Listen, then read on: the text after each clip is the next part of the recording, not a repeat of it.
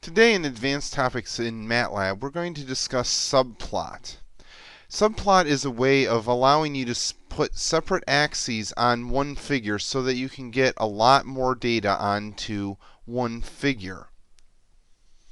Many of you are probably already familiar with the most standard way of using subplot, where you say, I want, for instance, 2 rows by 2 columns, and then I want the first element in that, and then that will allow you to put whatever plot you're going to do in that specific axis.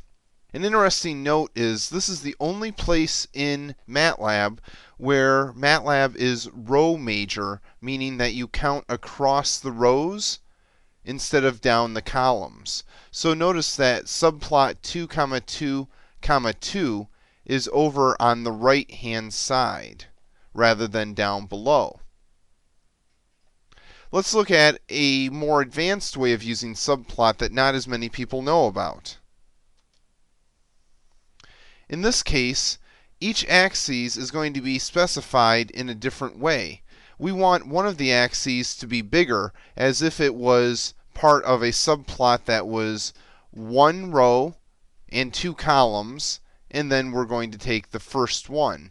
But the other 2 plots are using the same subplot breakup as we were in the original figure.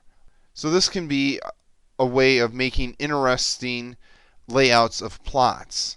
Now let's look at the final and most advanced way of laying out subplots, and also put in there a common gotcha that people will run into.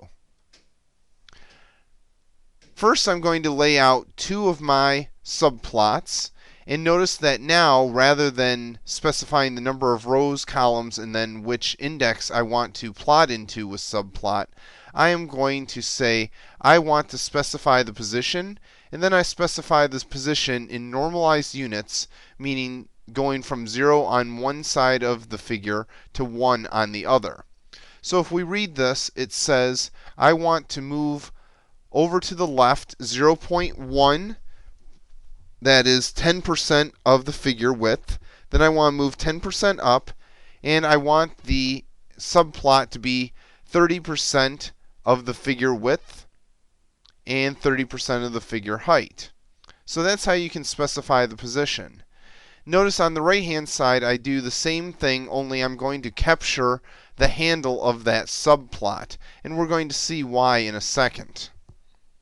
Now, the gotcha that I want to talk about is I'm going to add another subplot to this figure, but when I do that, it's actually going to overlap one of the existing subplots. What MATLAB does in that case, if a new axis overlaps one of the old ones, it simply deletes the old one. So watch as I step through the next line of code, and this subplot in the lower left-hand corner will disappear. And then let's say I wanted to go back to my original axes on the right hand side and change the data that's being plotted. Rather than calling the subplot command again, I can simply say axes and then the handle of the axes that we had captured earlier. Okay, I hope this was useful and gives you some good ideas on how you can better lay out your plots inside of MATLAB. Thank you.